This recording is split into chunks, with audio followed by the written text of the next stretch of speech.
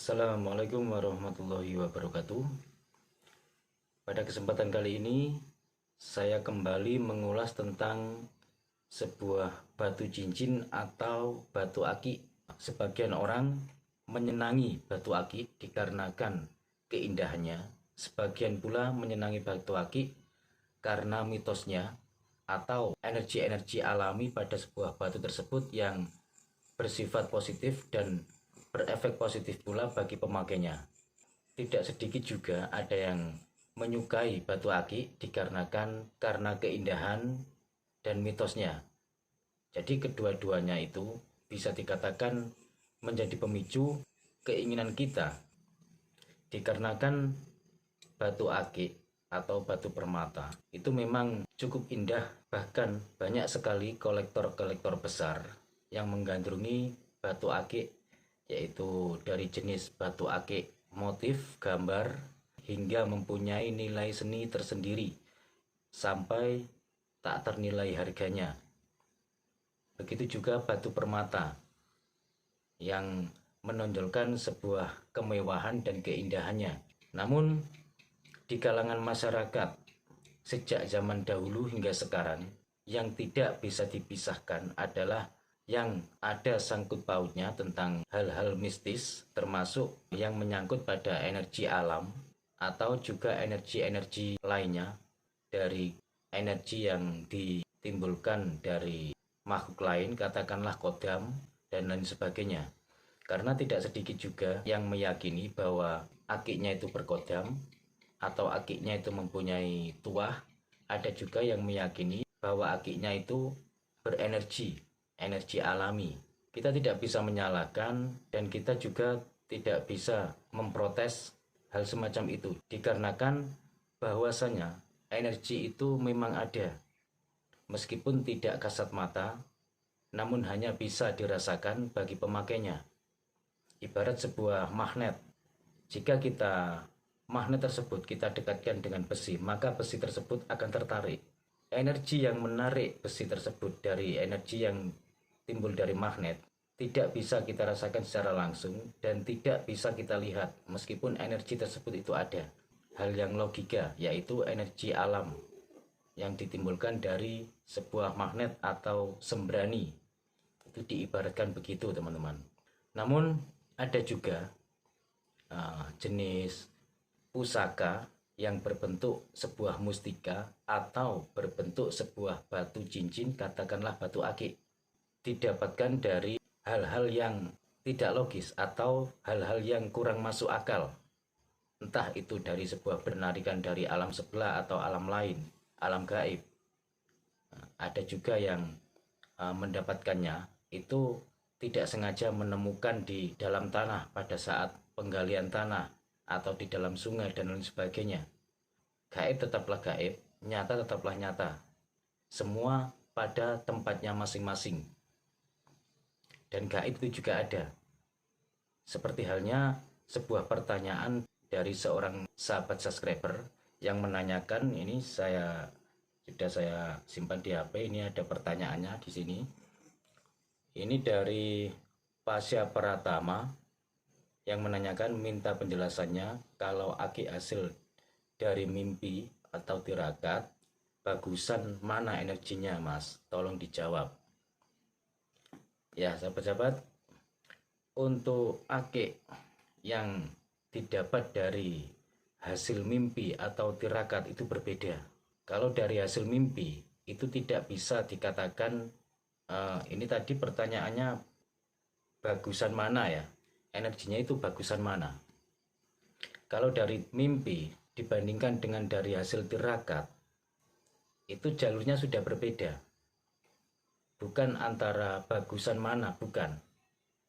Kalau dari hasil mimpi, itu yang benar-benar berjodoh dengan orang yang memimpikan tersebut sehingga menjadi wujud nyata-nyata mendapatkan, meskipun itu melalui mimpi.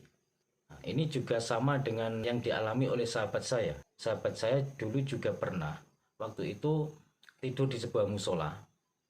Nah, dia bermimpi seperti didatangi seseorang, di tangannya dikasih akik, batu akik. setelah bermimpi, nah, dia terbangun, ternyata di tangannya itu memang benar-benar menggenggam batu akik. Terus yang dari hasil tirakat, katakanlah kalau dari hasil tirakat mungkin bisa dikategorikan sama halnya dengan dari hasil tarikan ya. Kalau dari hasil tirakat, ini antara dengan hasil yang didapat dari mimpi, ini soal bagus dan tidaknya, itu tergantung. Bukan dari hasil tirakat terus lebih bagus dari hasil mimpi, atau dari hasil mimpi lebih bagus dari hasil tirakat, bukan. Semuanya itu perlu dideteksi, perlu dilihat, perlu dikaji. Karena setiap manusia selalu diuji, katakanlah digoda. Kalau yang memimpikan, yang masuk dalam alam mimpi kita, itu adalah makhluk astral yang positif atau muslim. Bisa dikategorikan dari golongan yang positif pula. Sehingga batu cincin yang diberi pada yang memimpikannya itu juga bagus. Tapi kalau yang mendatangi kita dalam mimpi itu dari makhluk astral yang negatif, otomatis yang diberikan kita ini sesuatu hal yang negatif pula. Makanya kita harus jeli, harus teliti, dan harus berhati-hati. Terus dari tarikan juga begitu. Kalau kita dapatkan batu cincin dari hasil tirakat atau dari hasil tarikan, itu juga bermacam-macam. Ada yang positif, ada yang negatif. Makanya sebelum kita tirakat atau mengambil batu cincin atau pusaka yang berbentuk batu cincin, batu akik atau batu permata katakanlah, kita harus deteksi dulu itu positif atau negatif. Yang saya khawatirkan itu adalah hal yang negatif untuk mengelabui kita diperdaya dengan hal-hal yang positif, sehingga setelah batu kita dapatkan, pengaruhnya atau dampaknya berefek kurang baik di kehidupan kita sehari-hari. Kembali pada yang hasil mimpi tadi, kita juga sama harus berhati-hati. Sebaiknya dari hasil manapun, entah itu dari hasil mimpi, dari hasil tirakat, atau hasil tarikan, kalau kita tidak bisa mendeteksinya bagus atau kurang bagus, sebaiknya yang kita dapatkan itu kita tanyakan kepada ahlinya yang terpercaya, sehingga kita tidak beresiko dengan efek-efek yang negatif. Dan jika tidak ada seseorang yang kita tanyain, ya mau nggak mau daripada ragu, sebaiknya kita buang. Tapi kalau kita sudah terlanjur suka dengan apa yang kita dapatkan, bisa dipakai dulu. Entah itu 1 minggu, 2 minggu, 1 bulan, 2 bulan, nanti efeknya bagaimana. Kalau efeknya baik di kehidupan kita sehari-hari, berarti itu positif, bagus. Tapi kalau efeknya kurang baik dalam kehidupan sehari-hari, berarti itu kurang bagus. Ini pernah terjadi pada seorang yang profesinya pedagang. Nah, itu ada saja godaannya. Kadang dagangannya mendadak sepi, terus kadang dagangannya mendadak ramai. Begitu mendapatkan hasil, ada saja musibah, sehingga hasil yang didapatkan itu tidak bisa dinikmati, langsung ludes habis-habis gitu saja. Setelah yang menjadi ageman yang dipakai batu cincin tersebut dibuang, dan alhamdulillah efek negatif atau efek yang kurang baik dalam kehidupannya sehari-hari itu berangsur-angsur membaik gitu teman-teman.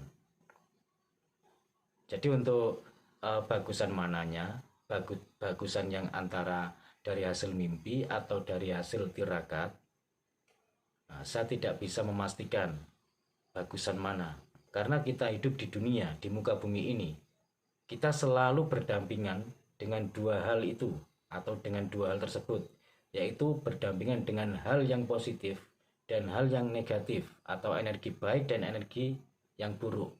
Jadi kesimpulannya, antara batu cincin atau batu akik yang didapatkan dari hasil mimpi dan yang didapatkan dari hasil tirakat itu perlu dideteksi dulu. Ya, sekian dulu dari saya. Semoga bermanfaat. Kurang lebihnya saya mohon maaf. Cuma itu yang bisa saya sampaikan. Wassalamualaikum warahmatullahi wabarakatuh. Rayu, rayu, rayu. Salam budaya.